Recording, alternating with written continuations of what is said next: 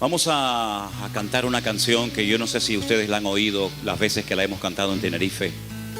Una de las cosas que me gusta mucho a mí es tener un tiempo tranquilo, que a veces no es tan fácil, y dedicarme a componer alabanzas al Señor, ¿no? Generalmente están basadas en historias bíblicas o saco textos de la palabra de Dios y le pongo música. Y como llevaba algunas semanas reflexionando en torno a la vida de David, pero más que de la vida de David, el valor que tuvo cuando le dijo al gigante: tú vienes contra mí con espada y jabalina, pero yo vengo contra ti en el nombre de mi Dios. Y aquel muchacho en el cual nadie creía, ni sabían qué hacía ni quién era, le dijo al rey Saúl: yo iré a pelear contra él. Aleluya. Porque este hombre lo que está haciendo es desafiar, meterse con el Dios de Israel. Y yo no le voy a permitir a nadie que se burle de mi Dios. Y entonces, dándole vueltas a toda esta historia, el Señor me dio esta alabanza. Y vamos a empezar a aprender el coro, ¿de acuerdo? Después ya cantaremos las estrofas. ¿Estamos poniendo las letras ahí, Luis? ¿Las letras se están poniendo? Vamos a poner el coro. Escuchen una primera vez, ¿vale? Y después lo cantan conmigo. Al enemigo yo vencí en el nombre de mi Dios. Mayor es el que está en mí que el que viene contra mí. Por un camino vendrán y por 7 huirán.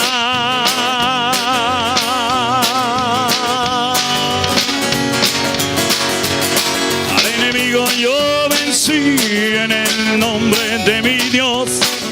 Mayor es el que está en mí que el que viene contra mí.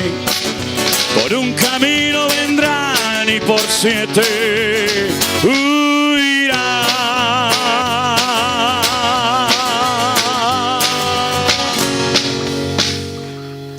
Parece que la conocían, ¿no? Me da la impresión de que ya la conocían. Quiero escucharles a ustedes a ver cómo cantan el coro, ¿ok? Al enemigo yo vencí. Marca con la batería. Aleluya, sí Señor. Camino vendrá y por 7, hágalo conmigo ahora, huirá.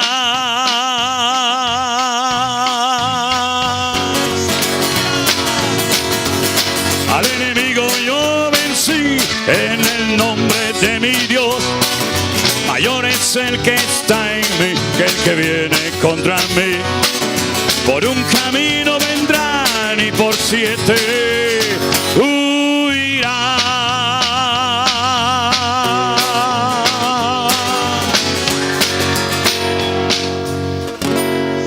Tú vienes contra mí con espada y jabalina. Yo voy contra ti en el nombre de mi Dios. No te tengo miedo por muy grande que tú seas. Hoy te venceré y todos lo verán. ¡Vamos! Al enemigo yo vencí en el nombre de mi Dios. Mayor es el que está en mí que el que viene contra mí. Por un camino vendrán y por 7 huirán.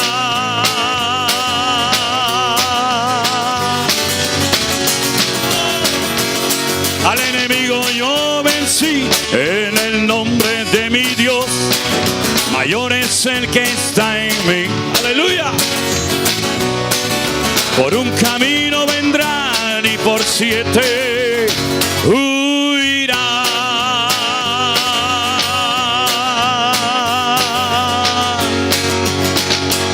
Aunque nadie se atreví a pelear contra el gigante, era día de victoria y de gloria para Dios. Con mi onda y una piedra al gigante yo vencí, porque había provocado al Dios de Israel. ¡Vamos!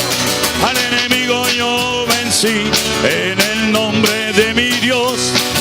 Mayor es el que está en mí que el que viene contra mí. Por un camino vendrán y por 7 huirán.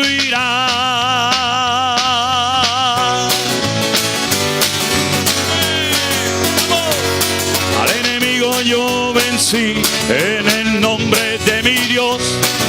Mayor es el que está en mí que el que viene contra mí.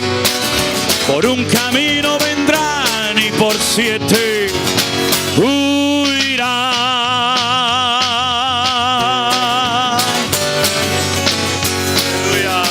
Por muy grande que parezca tu problema y tu dolor, yo he venido a darte vida, paz y gozo y salvación.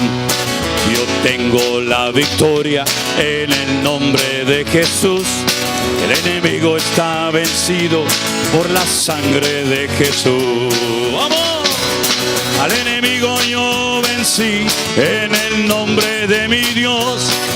Mayor es el que está en mí que el que viene contra mí. Por un camino vendrán y por 7 huirán.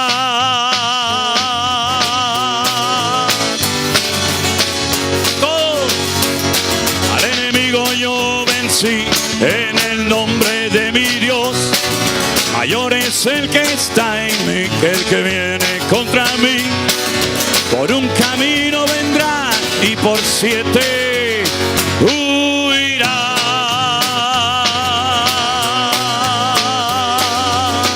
A ver esas palmas fuerte. El enemigo yo vencí. Aleluya. Vamos, Luis.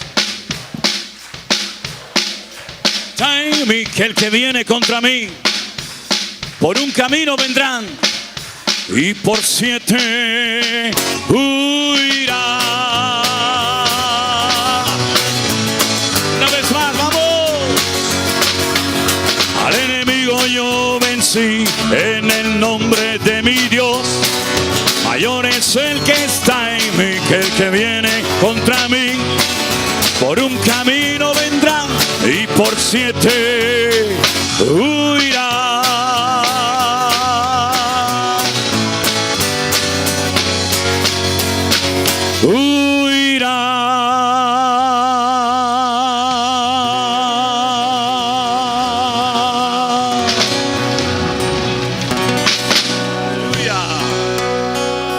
Gloria a tu nombre, Jesús. Porque hay victoria en el nombre de Jesús. Hay creyentes que están viendo al diablo todos los días por todas partes, en vez de tener la capacidad de ver al Señor por todas partes, ¿no? ¿O es que acaso no vemos al Señor todos los días?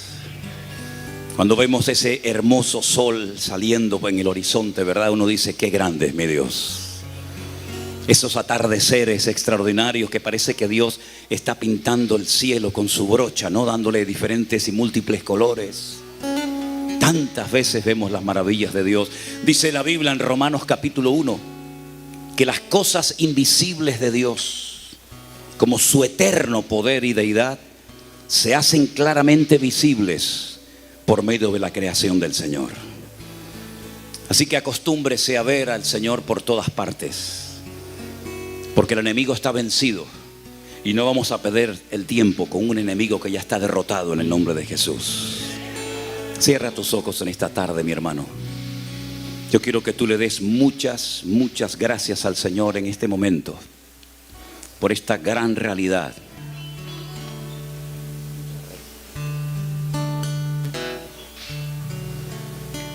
Vamos a poner nuestra mirada solamente en el Señor. Confiar en Él. Aleluya. Y Él hará, dice la palabra del Señor nuestro Dios. Gloria a ti.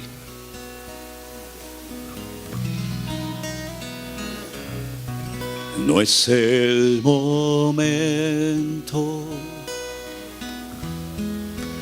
de volver atrás. No es el momento de abandonar. Sigue adelante, mirándolo a Él. Pronto llegaremos al hogar.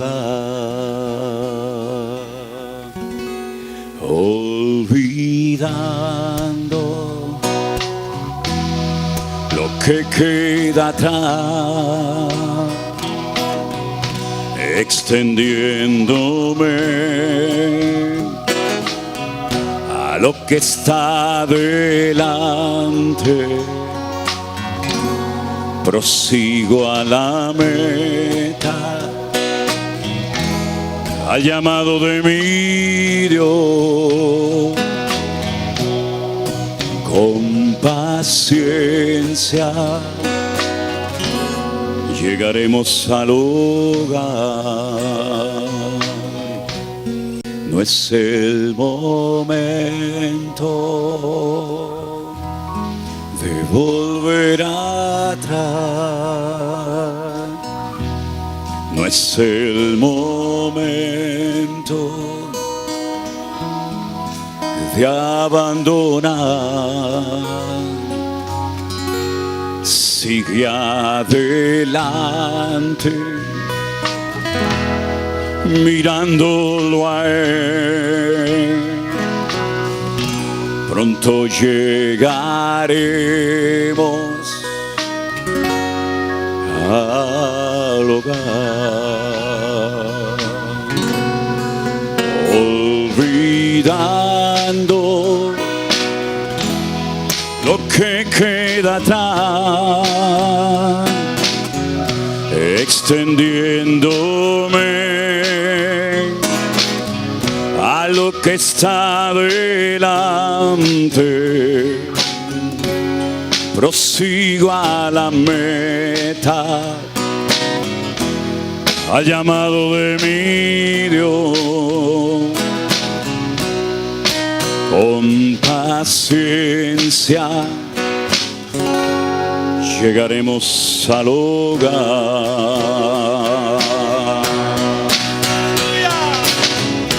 Diga al débil, fuerte soy en Dios.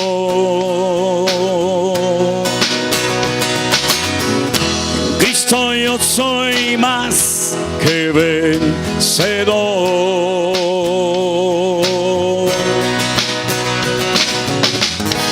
Él renueva hoy mis fuerzas.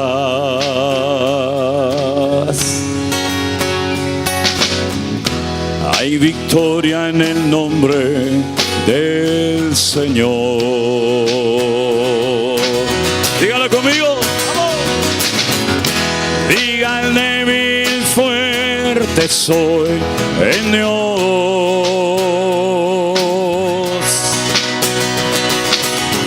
En Cristo yo soy más que vencedor.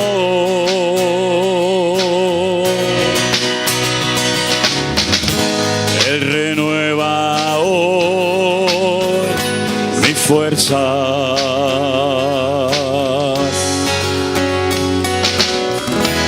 Hay victoria en el nombre del Señor. Dígalo conmigo. No es el momento de volver atrás. No es el momento de abandonar. Sigue adelante, mirándolo a Él. Pronto llegaremos al hogar, olvidando lo que queda atrás, extendiéndome a lo que está delante.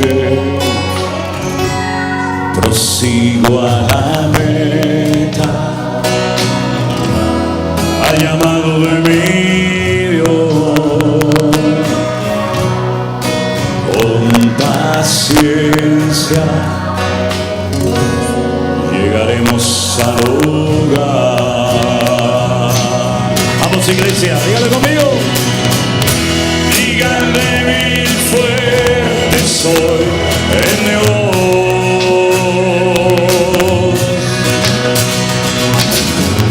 En Cristo yo soy más que vencedor.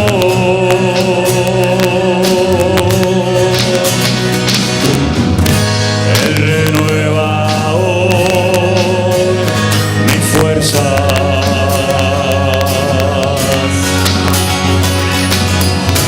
Hay victoria en el nombre del Señor. Díganle bien, díganle bien fuerte, soy el Dios.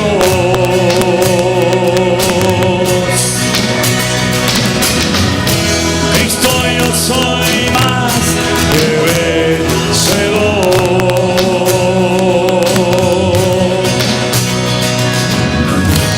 Él renueva hoy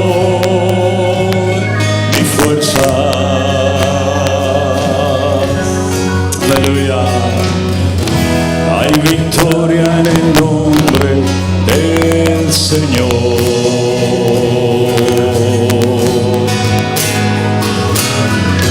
Hay victoria en el nombre del Señor.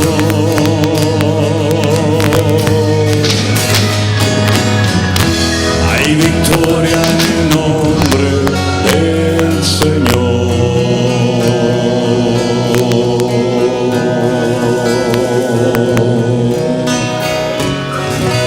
Aleluya. Gloria a Dios. Gracias, Jesús. Entonces, nuestro hermano Yuri, él, como hemos hecho en otras ocasiones, lo que va a hacer es leer en alta voz la pregunta y yo intentaré, si puedo y tengo la respuesta, responder desde aquí. Este espacio, este tiempo se está grabando, ¿sí?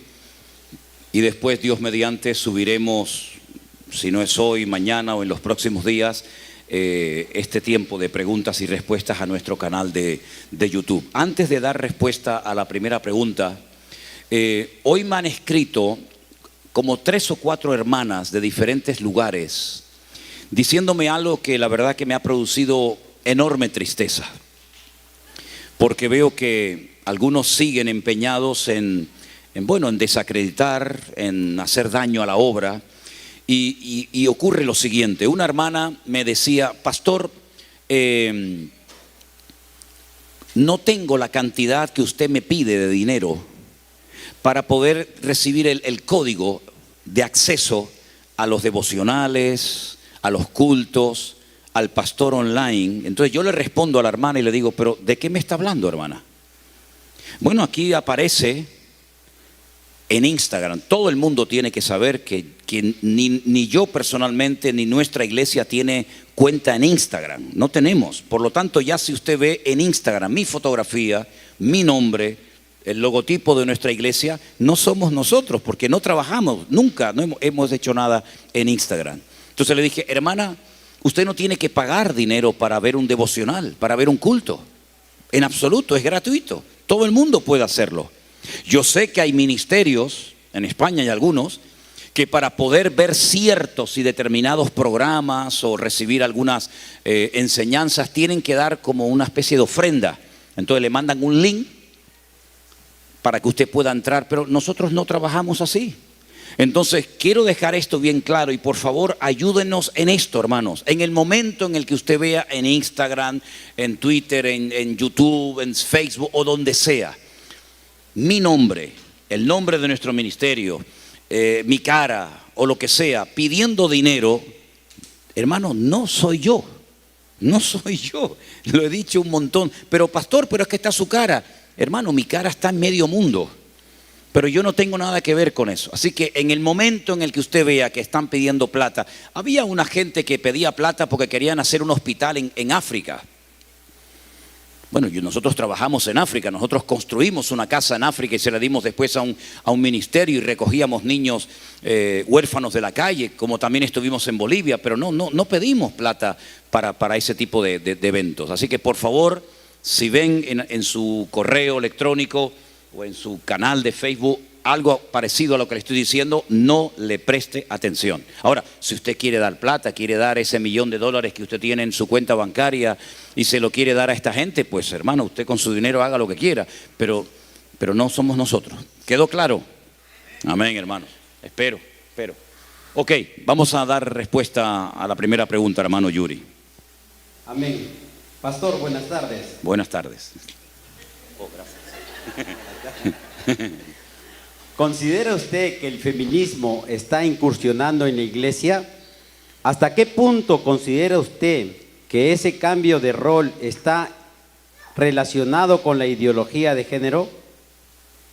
Bueno, hay toda una estrategia a nivel mundial en todas las naciones de la tierra por tratar de presionar y de obligar a la gente, creyentes y no creyentes, a aceptar modelos de vida y normas y criterios tremendamente personales, ¿no? La Biblia es muy clara en cuanto a esto. La Biblia habla desde el primer libro de la Biblia de 2 géneros.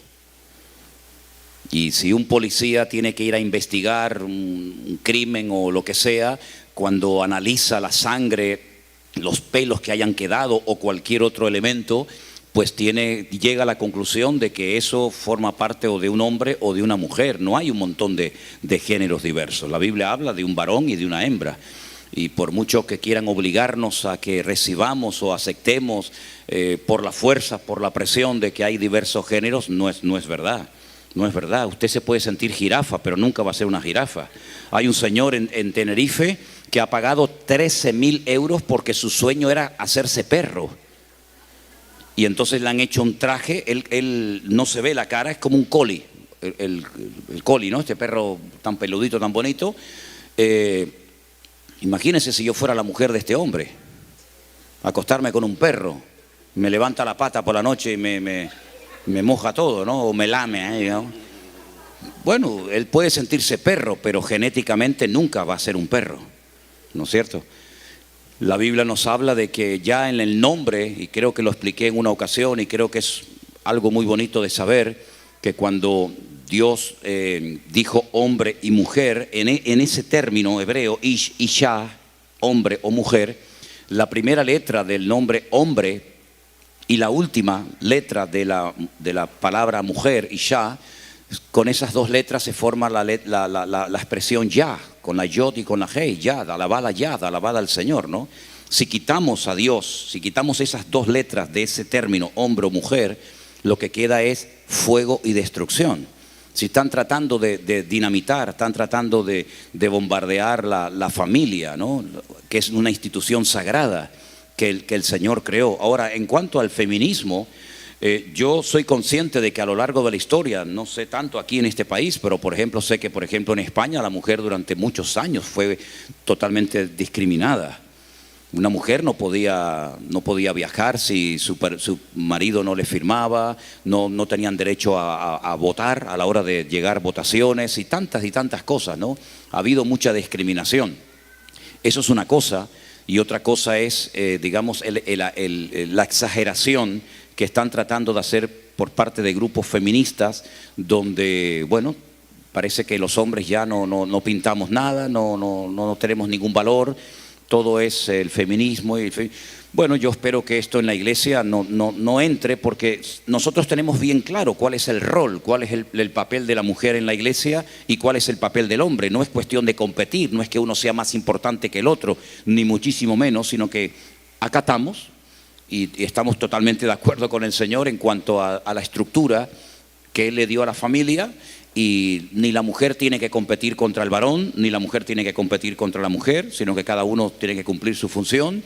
Y sinceramente, si yo fuera mujer, que gracias a Dios no lo soy, pero no porque sea malo ser mujer, no lo digo por eso, sino lo digo por una serie de cosas como por ejemplo parir. Yo me muero si tengo que parir. Entonces yo, gracias a Dios, estoy exento de una serie de cosas, ¿no? Y yo no veo igualdad. Es decir, ¿qué hay? Por ejemplo, estoy de acuerdo que si hay un trabajo, las mujeres, si hacen el mismo trabajo del varón, ganen exactamente lo mismo, pero una mujer no es igual a un hombre, ni un hombre es igual a una mujer.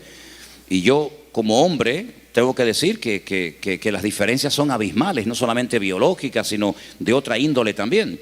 Por lo tanto, yo creo que es tratar de forzar una serie de situaciones y de obligarnos a aceptar una serie de cosas que van en contra de nuestros principios morales y espirituales y bíblicos.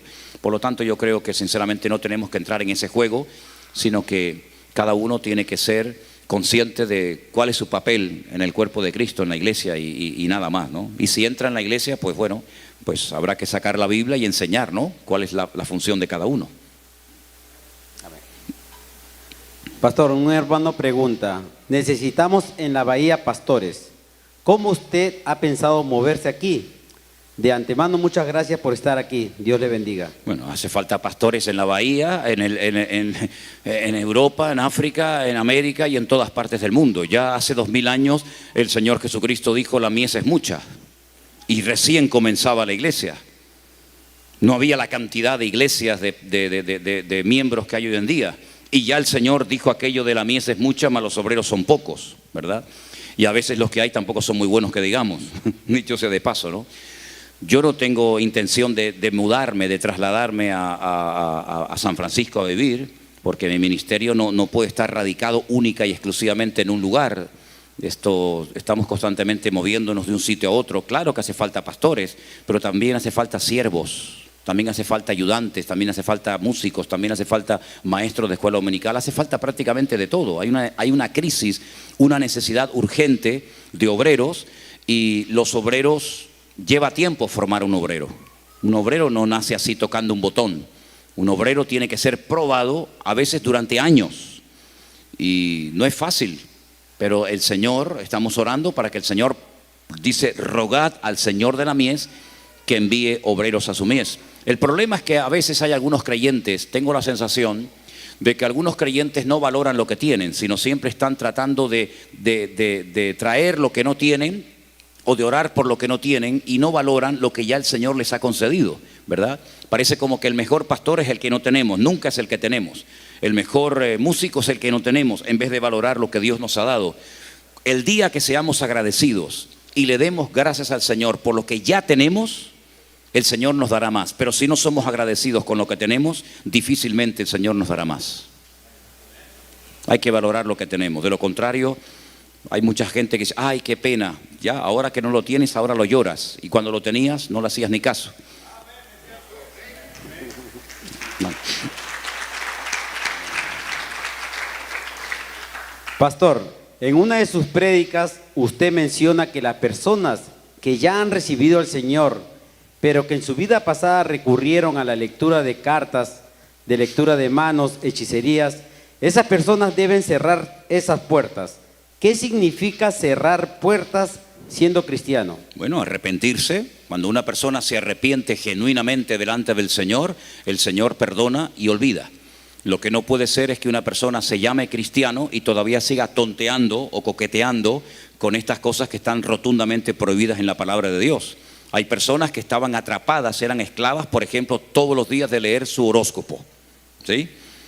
Y ahora como cristiano dice, bueno, voy a leer la Biblia todas las mañanas porque soy cristiano, hay que leerla, pero voy a echarle un ojo, voy a echarle un vistazo al horóscopo a ver qué me dice. Bueno, tiene que tener en cuenta de que no todos los periódicos el mismo día dicen lo mismo de un horóscopo. No les animo a que hagan esto, pero yo en su día lo hice porque tenía que hablar de este tema y es curioso notar que, no sé, un periódico decía a un signo del zodíaco en particular que iba a tener un día maravilloso, que la salud era extraordinaria, que en el amor iba a triunfar y el mismo día en otro periódico decía amor terrible, salud te estás muriendo. Es decir, me parece realmente una incoherencia que un creyente siga todavía confiando y perdiendo el tiempo en esas cosas. Cerrar puertas significa borrón y cuenta nueva. Paso de eso, no necesito que me lean la mano, ni el pie, ni la oreja, ni nada. Yo tengo en la palabra de Dios las instrucciones claras de parte del Señor. Cerrar puertas significa me arrepiento y nunca más voy a volver a esas cosas. Mientras todavía exista el deseo, la inclinación, la tendencia, es que esa persona no ha superado y no ha entendido qué significa las cosas viejas pasaron y aquí todo es hecho nuevo, ¿sí? Mateo 5:3. Bienaventurados los pobres de espíritu, porque de ellos es el reino de los cielos. No entiendo el término pobre de espíritu. Siempre he pensado que los pobres de espíritu son los que no tenían fe. Pues pensó mal. No es esa la explicación. Pobre en espíritu, se la voy a explicar de una forma muy sencilla, muy fácil de entender. Significa bienaventurados, dichosos, enhorabuena, los hombres y mujeres que reconocen su bancarrota espiritual. Aquellas personas que reconocen que nunca podrán tener los suficientes méritos como para obtener el perdón de sus pecados y la salvación de su alma. El pobre en espíritu es una persona que reconoce que es pobre espiritualmente hablando y que necesita de un Salvador que traiga riqueza a su vida. Yo dije esta tarde en un momentito que la palabra bienaventurado es la palabra ashrei en hebreo, que viene de ashir, que significa rico. El verdaderamente rico es el que tiene al Señor. Por lo tanto, el pobre en espíritu es el que reconoce, a veces parece fácil decirlo, pero a veces es complicado hacerlo, el que reconoce que necesita de la riqueza espiritual de un Dios, de un Creador, que sabemos quién es, ¿verdad? Al cual honramos y adoramos. Mientras la persona no reconozca que necesita depender de ese Dios, reconocer su impotencia, su incapacidad, su bancarrota espiritual, difícilmente invocará la ayuda del Señor. Eso es lo que significa, ¿sí? Hermano. ¿Todavía existe el apostolado? ¿Cómo es el llamado al apostolado? Vamos a ver, la Biblia nos habla de apóstoles, de profetas, de evangelistas, de maestros, de pastores. Son los famosos 5 ministerios que aparecen en Efesios capítulo 4. Claro que hubieron apóstoles verdaderos y los requisitos para ser un apóstol verdadero están claramente explicados en la palabra de Dios, ¿no es cierto? La Biblia dice que nuestra fe está fundada sobre los profetas y apóstoles, es decir, tanto en el Antiguo como en el Nuevo Testamento. La inmensa mayoría de los que hoy en día se llaman apóstoles no son apóstoles. Ellos se han autodenominado apóstoles. Por ejemplo, cuando fuimos a Guatemala, un apóstol de allí, me mandó un video, como dicen ustedes, me mandó un video muy bonito, muy hecho, muy profesional, tratando como de que yo recapacitara y reconociera que hoy en día también hay apóstoles. Ahora bien, hoy en día hay personas que por el tipo de ministerio que tienen se asemejan mucho al ministerio apostólico. ¿Qué es un apóstol? Un apóstol es el ministerio que tiene de todo un poco. El maestro, sabemos cuál es su especialidad o su terreno. El pastor exactamente igual, el evangelista igual, pero un apóstol, una persona que tiene ministerio apostólico, no necesariamente el título, es una persona que funda iglesias, que levanta obreros, una persona que es evangelista, es pastor, es maestro, es de todo un poco. Tiene un ministerio tan amplio, tan variado, que no lo puedes clasificar, decir, este es un pastor 100%. Es verdad, es un pastor, pero es que también es un maestro. Pero es que este hombre también es un evangelista. Este hombre tiene de todo un poco. Esa es la característica fundamental de una persona que tiene el ministerio apostólico. Pero no nos olvidemos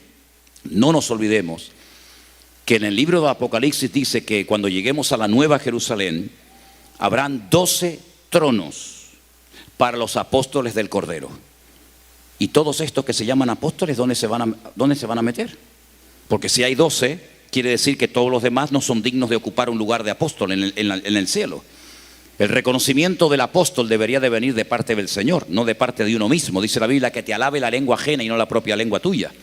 Por lo tanto, hay gente con ministerio apostólico, como hay profetas, como hay evangelistas, como hay maestros, como hay pastores, pero sinceramente les digo, y claro, yo ya he llegado a un punto en mi vida y a una edad en la que ya no me da miedo decir ciertas y determinadas cosas, ¿no? Cuando era joven uno siempre era como un poquito, no sé, pero sinceramente les digo, muchos de los que hoy en día se llaman apóstoles, sinceramente, probablemente no sean ni pastores, y por eso necesitan un título para sentirse bien. La persona que necesita de un título para sentirse bien es una persona que tiene grandes problemas de complejos.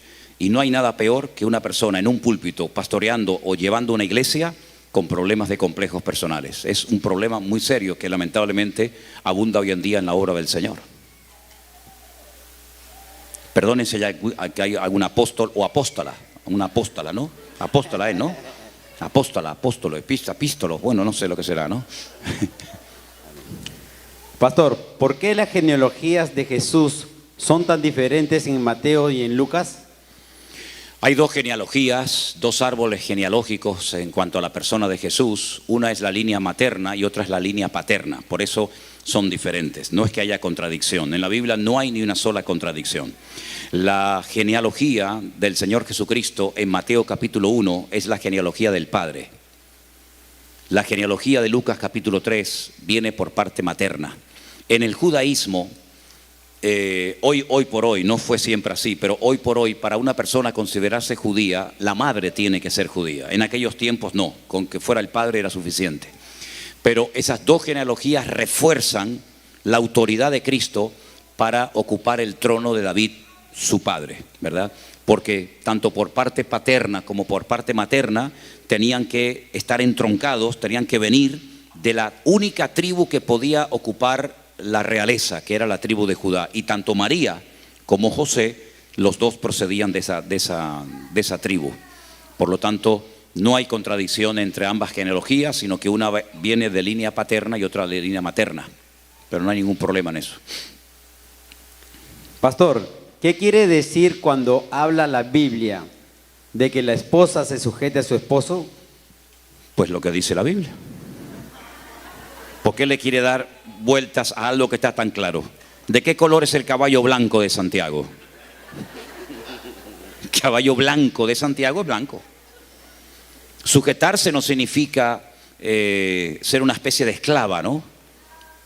El hombre que exige a su mujer, te tienes que someter, es una persona que sinceramente ha perdido mucho de la autoridad y de la influencia en su familia, ¿no? Porque la autoridad no se impone.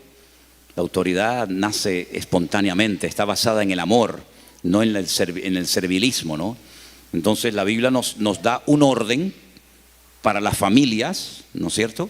Y dentro de la familia, la palabra de Dios nos enseña que, bueno, que todos tenemos que estar sometidos los unos a los otros, pero eso no significa de que uno sea más importante que el otro, sino simplemente aceptar que uno ha sido creado y capacitado para ciertas y determinadas cosas y el otro para otras cosas. Hay cosas que las mujeres hacen 1000 veces mejor que los hombres y no tengo ningún reparo en reconocerlo. De hecho, para encontrar a hombres consagrados y comprometidos en la obra, para encontrar a uno tienes 1000 mujeres. Es así, la mujer es mucho más dispuesta, ¿no? para muchos aspectos. Por lo tanto, eso de someterse es simplemente trabajar en equipo, el uno con el otro. La mamá sabe lo que tiene que hacer como mamá y el papá también, y ambos trabajan en equipos para criar a los hijos y ser un ejemplo para ellos. No es nada más que eso, no es que yo soy la esclava de mi marido. Y otra cosa, usted se sujeta o se somete o en fin, póngale el adjetivo que usted quiera, a un hombre que cumpla los requisitos bíblicos. Usted no tiene que someterse a un hombre que le pega. Hasta ahí podríamos llegar. Si su marido la humilla, le pega, le levanta la mano, etcétera, etcétera, usted no tiene ninguna obligación moral ni espiritual de someterse a un tirano. Eso es peligroso y eso es denunciable. Por lo tanto, nos sujetamos a personas que están sometidos al Señor, no a personas que por el simplemente hecho de ser hombre o pastor pueden hacer lo que nos da la gana y bueno, hay que sujetarse al pastor, hay que sujetarse al marido. No, cuidado. Hay maridos que mejor salir corriendo, más que sujetarse a ellos, ¿no? Sí, hermano. Amén. Mi nombre es Kylie. Kylie. Tengo 6 años. Yo 6 años. 6 años, sí. Ah, mira. Yo quiero saber cuántos años tiene Dios. Miren, yo les digo una cosa. Cuando hago este tipo así de no sé, la palabra programa o de culto, de reunión, yo el temor que siempre tengo es que los niños me hagan preguntas, porque las preguntas de los niños son muy difíciles de responder, ¿verdad? Tú imagínate, ¿cuántos años tiene Dios? Claro, en la mente de un niño todo tiene una edad, ¿no? Papá tiene una edad, mamá tiene otra, los primos, los sobrinos. Dios, como es atemporal, está fuera del tiempo, Dios no tiene cumpleaños. Dios no envejece, Dios siempre es igual. Es como si nos viéramos dentro de 100 años y estamos exactamente igual, como que el tiempo no ha pasado. Bueno, el tiempo en Dios no pasa, el tiempo es un factor ajeno, el tiempo es un factor externo a Dios, no incluye a Dios, es como otra dimensión, por así decirlo, ¿no? Por lo tanto, Dios no tiene una edad concreta. Si un niño nace en una familia no cristiana y no conoció la salvación o de Cristo Jesús y muere, ¿va a la presencia de Dios? Bueno, depende, porque la Biblia dice que de los tales es el reino de los cielos. Lo que pasa es que cuando deja de ser un niño y ya tiene uso de razón para aceptar al Señor. Entonces, esa es una pregunta bastante complicada de responder, porque, bueno, si un niño nació en una familia no cristiana, pues ¿quién le dice a usted que ese niño no tendrá en su momento la oportunidad de conocer al Señor? Yo nací en una familia no cristiana y con el tiempo me terminé convirtiendo. Por lo tanto, no descartemos que como un niño nació en una familia no cristiana, pues ya el niño si se muere se condena. No, porque vamos a hablar positivamente y en fe y confiar de que esas criaturas, de una manera u otra, pues puedan llegar al conocimiento de la verdad y ser salvos, ¿verdad? No es todo negro ni todo blanco, sino hay matices, ¿verdad? Muchos de nosotros nacimos en hogares no cristianos, ¿sí o no? Y con el tiempo nos convertimos al Señor. Bueno, pues oremos para que así sea también en la vida de muchos niños. Pastor, ¿por qué las iglesias evangélicas tienen diferentes enseñanzas? ¿Y por qué hay tantas denominaciones? Bueno, vamos a ver, diferentes enseñanzas, no sé exactamente a lo que se refiere. Puede haber diferentes estilos y a veces en las denominaciones lo que se ha hecho, lamentablemente, es sobreenfatizar una doctrina. Por ejemplo, en las iglesias con un trasfondo más bien pentecostal se enfatiza generalmente, ¿no?, más de la cuenta, todo el mundo de los carismas, de los dones, del hablar en lenguas, etcétera, etcétera. En las iglesias bautistas se le da una importancia tremenda, por ejemplo, al tema del bautismo en agua, ¿no? Y así, digamos, cada denominación tiene sus características, sus peculiaridades, ¿no es cierto? Bueno, el ser humano es variado, no hay dos personas igual, incluso hasta en la misma iglesia pueden haber 20.000 opiniones diferentes. Imagínense en 2000 años de historia, tantos contextos culturales, unos blancos, unos negros, unos ricos, unos pobres, unos de África, otros americanos, otros europeos, hay tantos estilos, hay gente que no se siente cómoda en una iglesia ruidosa. Hay gente que no se siente cómoda, no le gusta eso de tocar las palmas, ni canciones fuertes. Bueno, pues gloria a Dios que hay iglesias más tranquilas. Si usted quiere estar en un sitio más tranquilo, pues gloria a Dios lo hay. Pero hay gente que dice, uy, yo en una iglesia así tan tranquila no me siento cómodo, yo necesito algo más. Bueno, pues gloria a Dios, hay para todos los estilos, pero eso no es malo. Las denominaciones son como dentro de la iglesia católica. No podemos hablar de denominaciones, pero están los carmelitas, están los jesuitas, están los maristas, están los legionarios de Cristo, está el Opus Dei. Hay tantos grupos, pero es una sola iglesia. La iglesia evangélica tiene muchos estilos porque como las iglesias, la inmensa mayoría son, digamos, autónomas, pues cada una le imprime el estilo, ¿no? ¿Verdad? Para nosotros a lo mejor esta reunión es lo mejor del mundo, pero a lo mejor vienen personas de otra congregación y dicen, a nosotros no nos gusta ese tipo de iglesia que ustedes tienen. Y si nosotros fuéramos a otra iglesia de visita, a lo mejor diríamos lo mismo. Lo importante es que prevalezca el amor, que nos respetemos y que seamos capaces de trabajar juntos a pesar de las diferencias, que son a veces mínimas, pero que como que las amplificamos. Son más las cosas que nos unen a los cristianos evangélicos que las cosas que nos separan. Lo que pasa es que a veces somos tan inmaduros que enfatizamos, amplificamos lo que nos separa en vez de potenciar la cantidad de cosas que nos unen, ¿verdad? Yo creo que en ese sentido lo vimos en Guatemala y lo vemos constantemente cuando hacemos así congresos, ¿no?, como los que hemos hecho también aquí en San Francisco y en otros lugares.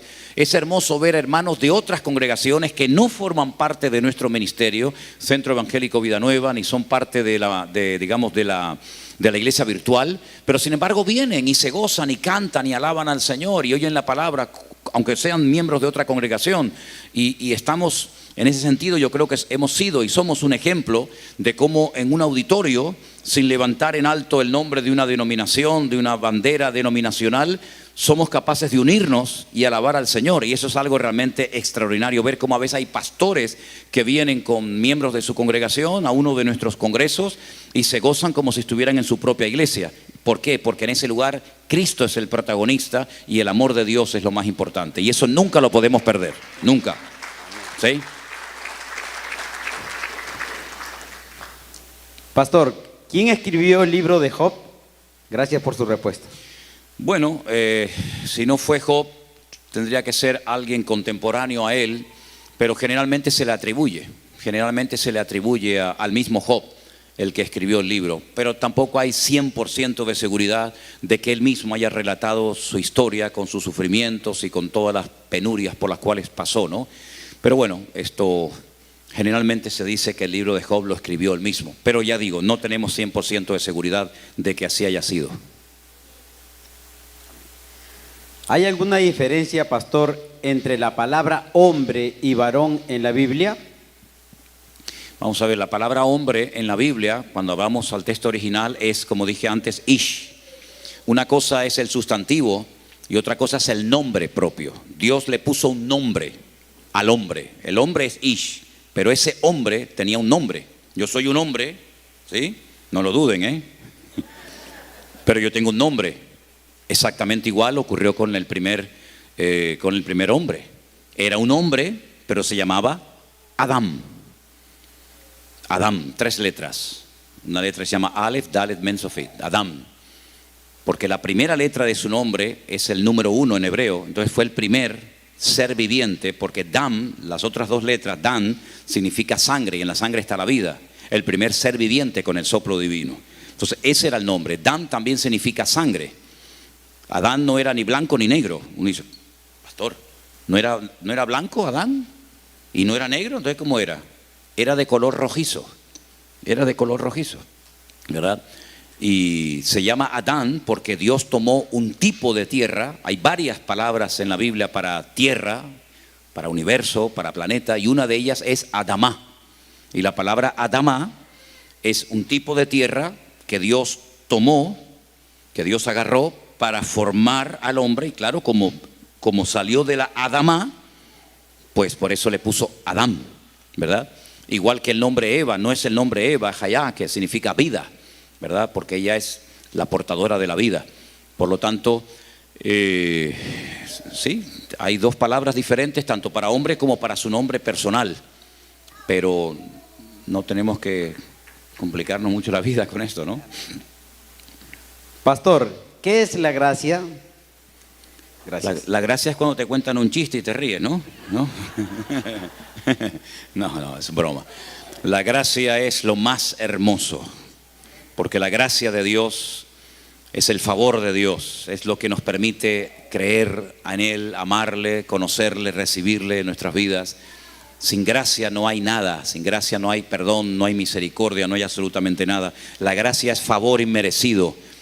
Dios le ha placido amarnos, restaurarnos, bendecirnos, transformarnos por gracia, que es todo lo opuesto a méritos personales. No es que yo acumulo una serie de méritos como aquel que decía, he dado los diezmos, he ayunado, he orado, por lo tanto te exijo que me escuches. Y el Señor dice que esto no funciona así. No es porque tú te lo mereces, sino que la gracia es un don que no merecemos, pero lo recibimos por eso, por la gracia, por la esencia de Dios, que es el amor. Sin la gracia, dice la Biblia, por gracia sois salvos, por medio de la fe. Pero si no fuera porque Dios te concede ese privilegio, por más que te esfuerces, nunca podrías conocerle a Él, porque es por gracia, es gratis. Gratis para nosotros, porque Él ya pagó el precio, no porque la salvación sea gratis. La salvación le costó a Cristo la vida, pero Él nos ama tanto que nos la da si creemos en Él y lo recibimos, ¿verdad? Pastor, ¿por qué Jesús tuvo que ser bautizado si en Él no había pecado? Bueno, Él mismo lo dice. Dice, para que cumplamos con todos los requisitos que se tenían que cumplir en aquella época. Y aparte de eso, porque Juan el Bautista, sabéis que se oponía, ¿no? Decía, yo tengo que ser bautizado por ti y tú vienes a mí.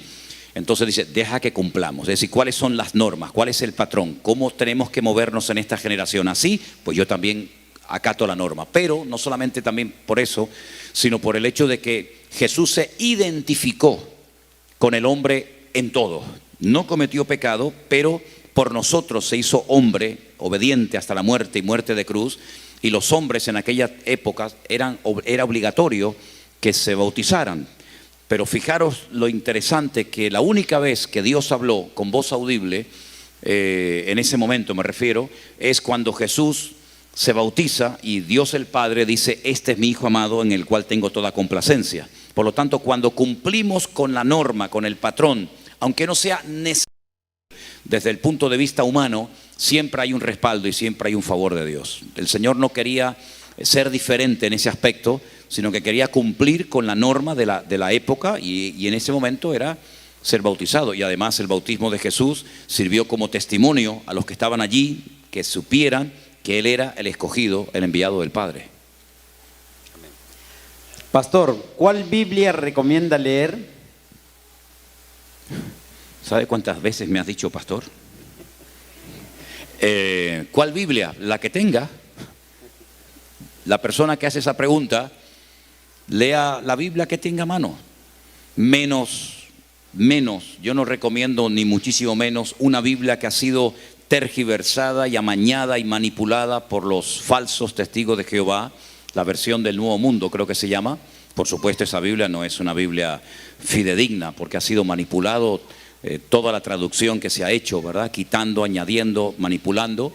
Esa Biblia por supuesto que no. Me pasó en Ecuador, cuando estuvimos en la ciudad de Manta, en Ecuador, un muchacho se me acercó y me dijo, bueno, se me acercó para hacerme una serie de preguntas y lo observé, lo miré y vi que él llevaba la Biblia del Nuevo Mundo. Y le digo, ¿por qué llevas esa Biblia? Y me dice, no, me la regalaron los testigos de Jehová. Y le digo, mira, esa Biblia no es correcta. Esa Biblia ellos la han inventado. Toma, y cogí así, se la regalé. Ni se lo creía el muchacho que le regalé la Biblia, ¿no? No recomiendo, por supuesto, esa Biblia, ni tampoco recomiendo una versión que se llama la Nueva Versión Internacional. Es una Biblia que faltan textos, faltan versículos, no recomiendo esa Biblia, pero luego hay versiones que te pueden ayudar mucho a conocer al Señor, a prepararte, como por ejemplo, bueno, la tradicional, ¿no? La Reina Valera, la versión católica de la Biblia también es muy buena, la Nácar Colunga.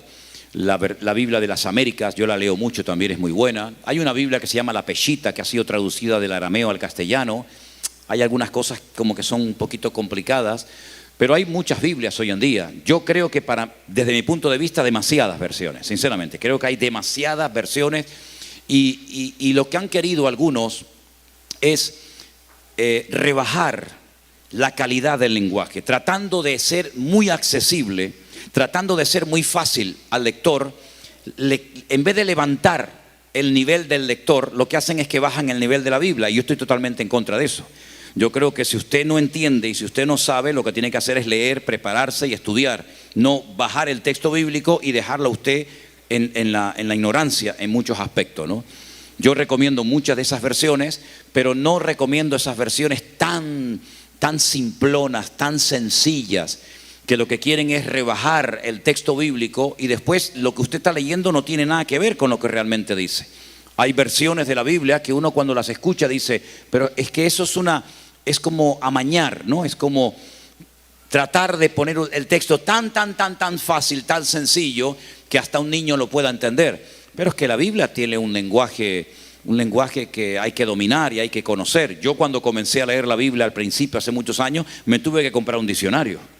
Porque hay muchas palabras de la Biblia que no se suelen utilizar cada día, ¿no? Cuando leía impío, ¿qué es un impío? Tenía que buscar la palabra impío, transgresión, prevaricación, etcétera. Pero una vez que controlas, una vez que sabes el significado de esos términos, puedes disfrutar de la lectura de la palabra.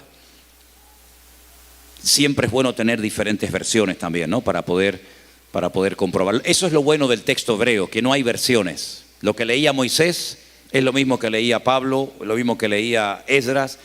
En castellano, lamentablemente, ya digo, desde mi punto de vista, hay demasiadas versiones de la Biblia. Incluso lo que no me gusta, me lo propusieron un año y les dije, ni se les ocurra proponerme eso, ¿eh? La Biblia de fulanito, la Biblia de... Saben que hay nombres de pastores, ¿no? El pastor pone la Biblia de... Eso me parece a mí una falta de respeto. La Biblia no es la Biblia de Manolo, la Biblia de Antonio, la Biblia de Pepito. La Biblia es la palabra de Dios. Y cuando mi nombre aparece en la palabra de Dios, a mí sinceramente me parece una falta de respeto tremenda, ¿no?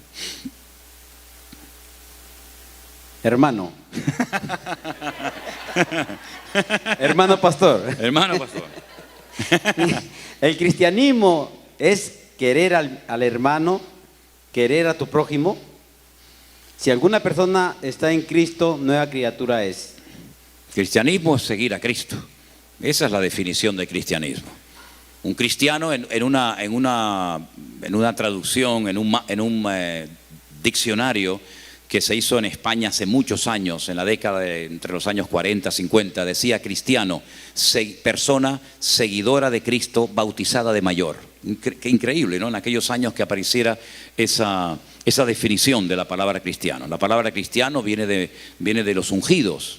La palabra cristiano no fue algo que nació dentro del seno de la iglesia, sino que dice que los llamaron cristianos. La palabra cristiano son los ungidos, ¿no? En Israel a los cristianos no se les llama cristianos, o se les conoce como mesiánicos o como los meshijí, es decir, son los ungidos, los que están ungidos, los que siguen al Señor. Entonces el cristianismo, una de las características es amar al prójimo. Una de las características fundamentales de un cristiano es amar a sus hermanos, pero no necesariamente el que ama a una persona es un cristiano. Hay gente, no sé si ustedes han conocido a gente así, que son muy buenas, ¿verdad? Desde nuestro punto de vista, muy cariñosas, muy educadas, pero no son cristianos. Entonces, un cristiano tiene que amar, pero no todo el mundo que ama necesariamente es un cristiano. Así que no nos dejemos engañar por eso, ¿no? Está el amor y hay otras muchas cosas, por supuesto. Pastor, esta es una pregunta que le acaban de hacer desde YouTube. Ah, vale. ¿Por qué el Islam no cree en que nuestro Señor Jesucristo es el Hijo de Dios? Bueno, eso lo dice el Corán. El Corán es el libro sagrado de los musulmanes y el personaje que más se menciona y del que más se habla en el Corán es de Jesús. Y el único capítulo en el Corán que tiene nombre es el capítulo de Miriam o de María, ¿verdad? Y en el Corán se habla muy bien de Cristo. Habla de que hacía milagros, etcétera, etcétera. Curiosamente en el Corán no se habla de que Mahoma hiciera milagros, ni diera profecías, ni nada de esto. Los musulmanes creen en Jesús, pero no creen que ni era hijo de Dios, ni murió en una cruz, ni resucitó, sino lo consideran un profeta más dentro de una larga lista, pero el último y mayor profeta de todos, según la enseñanza del Islam, es Mahoma, ¿verdad? Jesús para el Islam es un profeta, que entre comillas lo respetan, pero no aceptan lo que dice la Biblia del Corán. No se olviden que lo primero fue el judaísmo, después fue el cristianismo y finalmente fue el Islam. Y el Islam tiene cosas del Antiguo y del Nuevo Testamento, pero no toda la información que el Islam nos da sobre Jesús es verdadero. Hay muchas cosas que el Islam no dice y sobre todo no aceptan que Cristo es el Hijo de Dios que vino a este mundo a morir por nosotros. No lo aceptan. Por lo tanto, cuando dicen no, tienen el mismo Dios, no tienen el mismo Dios. Porque a un musulmán si le preguntas si Dios tiene un hijo, te va a decir que no. Y si a nosotros nos preguntan si Dios tiene un hijo, la respuesta es, claro que tiene un hijo, su hijo unigénito. Por lo tanto, no estamos hablando del mismo Dios. Aunque algunos dicen, no, las tres religiones monoteístas. Una cosa es que sean religiones monoteístas y otra cosa es que estemos hablando del mismo Dios. Además, nuestro Dios no se llama Alá. En la Biblia el nombre Alá no aparece aplicado a nuestro Dios, ni muchísimo menos. Sin embargo, en el Islam es fundamental. Última pregunta, pastor. Ajá. ¿Cómo se creó el mundo? ¿Pero el mundo estaba antes lleno de dinosaurios? Vamos a ver, el mundo se creó como dice la Biblia. Ahora, ¿qué es lo que ocurre? Génesis capítulo 1, cuando usted lo lee detenidamente, usted se va a dar cuenta que hay cosas que Dios, más que estar creándolas en ese momento, lo que está haciendo es ponerlas en orden. Algunos han dicho que entre el versículo 1 de Génesis y el versículo 2 hay un gran abismo y algo pasó allí que todo quedó alterado. Fíjese, por ejemplo, que si Dios es un Dios de orden, que todo lo hace bien, todo lo hace perfecto, ¿cómo es posible que el Dios que hizo los cielos y la tierra, después dice que la tierra, creada por Dios, estuviera vacía, estuviera desordenada, etcétera, etcétera? Por lo tanto, cuando uno ve o cuando uno lee el Génesis capítulo 1, te das cuenta que algo que hace Dios es separar las aguas de las aguas de arriba de las aguas de abajo, las separó. Es como si fuera un globo lleno de agua y Dios le da orden a las aguas para que suban y se queden ahí y a otras que se bajen, y dice que cuando se separaron las aguas salió la tierra. Luego la tierra ya existía. No la está creando allí, ya existía. Simplemente está poniendo en orden una creación que ha sido alterada por una serie de cosas, ¿no?, que no se mencionan ahí. Por lo tanto, el mundo, Dios lo creó, pero también hay momentos en los que más que crear, Dios lo que está haciendo es ordenar un mundo que ha sido alterado. De hecho, dice la Biblia que en una parte de la tierra se movía el Espíritu de Dios, revoloteaba el Espíritu, dice la Biblia, y en la otra cara o en la otra parte del mundo había oscuridad y había tinieblas. Por lo tanto, ese mundo que Dios creó, no necesariamente en Génesis capítulo 1 y 2 y los siguientes se dice todo lo que Dios creó. Porque, por ejemplo, no quiero extenderme mucho en esto, ¿no?, porque es un tema muy amplio y muy profundo, pero por ejemplo ya los ángeles existían. Y en Génesis 1 no dice la Biblia que Dios creó los ángeles. Pero cuando Adán y Eva pecaron, pues, ¿quién fue el que tentó a Eva? ¿Quién fue el que tentó a Eva? Satanás. ¿Pero dónde lo creó? Porque allí en Génesis 1 no dice que Dios creara a Satanás, pero ya estaba. Luego lo tuvo que crear antes de Adán y Eva, porque ¿de dónde salió? Luego dice que cuando son expulsados y son echados del jardín del Edén, Dios pone serafines en las puertas de acceso al jardín del Edén para que ellos no entren y coman del árbol de la vida. ¿Y estos ángeles de dónde salieron? ¿Verdad? Por lo tanto, vemos que hay una creación que no se relata esa creación en Génesis 1 ni en Génesis 2, pero ya estaba. Por lo tanto, Génesis 1 podríamos decir que es un pequeño resumen de cosas que nos atañen a nosotros, pero también se podría traducir más que en el principio. Una traducción mejor sería en un principio. Es decir, hay cosas que Dios hizo antes de Génesis 1 que no se cuentan ahí, pero que Dios también las hizo y las creó. Pero bueno, es un tema que tendríamos mucho tiempo para hablar de esto. Pero el mundo, el que conocemos, Dios lo creó. Ahora bien, mencionaste los dinosaurios. Bueno, los dinosaurios existieron. Eso está más claro que el agua. No, sería una locura, una ignorancia por nuestra parte decir que esos animales no existieron. Claro que existieron. Pero en la época después, posterior al diluvio, probablemente incluso hasta antes, muchas especies animales, incluidos lógicamente los dinosaurios, desaparecieron. Porque por otra parte, la edad que nos cuenta la Biblia sobre la creación, incluso del hombre, es muy pequeña en relación con la verdadera edad que tiene la tierra. Permítame que les ponga un ejemplo muy fácil de entender. Se conoce aquí, se llama globo, ¿no? Un globo, ¿sí? Eso que se infla. Ah, bueno, que había por ahí, ¿no? Había un montón de globos. Ahí hay globos, vale. Si nosotros cogiéramos uno de esos globos y vacío, sin aire, y le dibujáramos, por ejemplo, dos ojitos, ponemos dos ojitos, una nariz, una boca, ¿vale? Y cogiéramos una regla y midiéramos la distancia entre este puntito y este puntito, digamos entre el ojo derecho y el ojo izquierdo, vamos a poner que nos daría, claro, yo hablo en las medidas de Europa, yo sé que aquí en Estados Unidos tienen otras, pero digamos que entre un ojo y otro hay 1 centímetro, ¿vale? ¿Nos entendemos? Si soplamos y le metemos aire a ese mismo globo, te das cuenta de que ya no hay 1 centímetro entre un punto y otro, ahora hay una separación así. Entonces, ¿cuál es la medida real? ¿La de antes del globo o la después? ¿La de antes de inflarlo o la después de inflarlo? Las dos son reales. Lo que pasa es que una medida te la da antes y otra medida te la da después. Antes de tener aire hay 1 centímetro entre este punto y este punto. Una vez que lo has inflado hay, no sé, vamos a poner 10 centímetros de separación. Exactamente igual ocurre con la Tierra. La ciencia no está reñida, decimos, no está, digamos, enfrentada, peleada con la Biblia, ni la Biblia con la verdadera ciencia. Lo que pasa es que la datación de la Tierra es diferente a la datación que la ciencia hace. ¿Por qué? Porque la Biblia parte de un principio y la ciencia sabe que el universo se está estirando.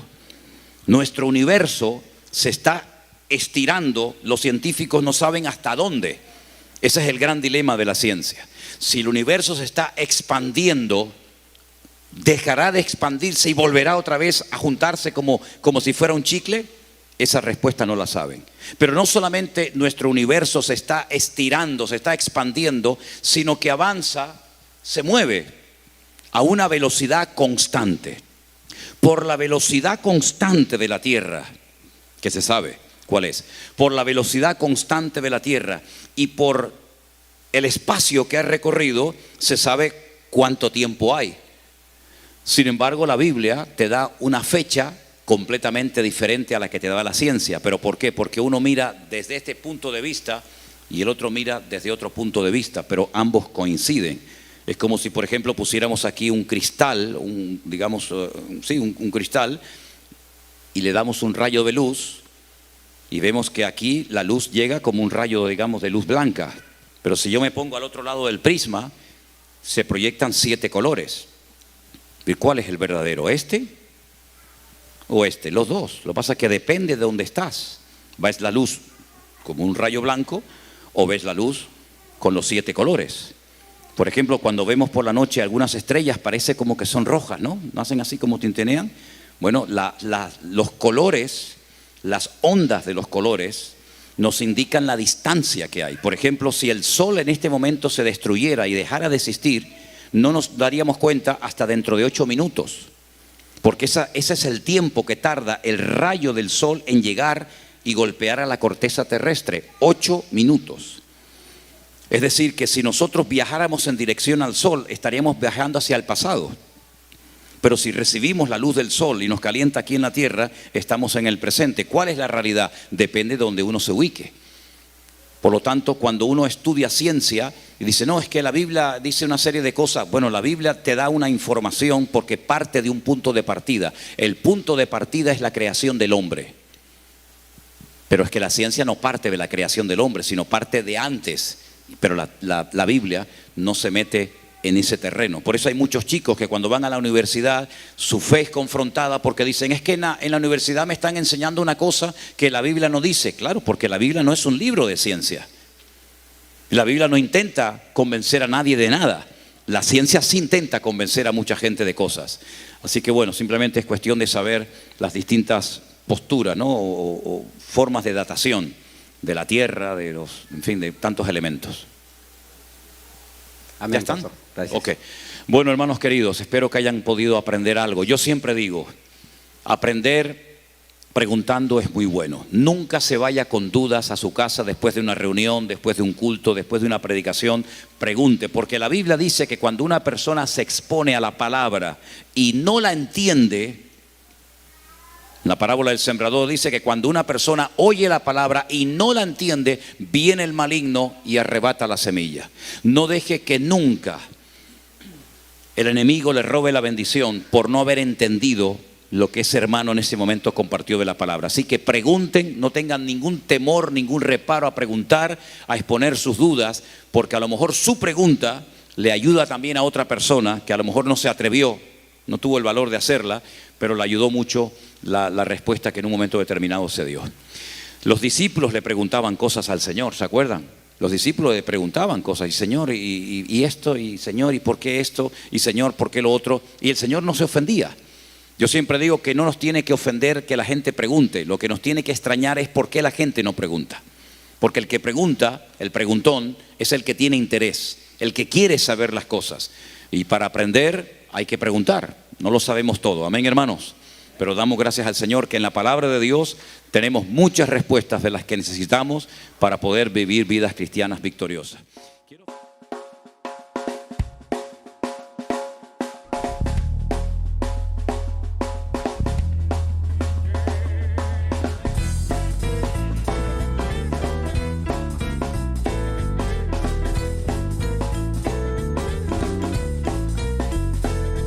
Tiene roto el corazón de tanto sufrir y llorar.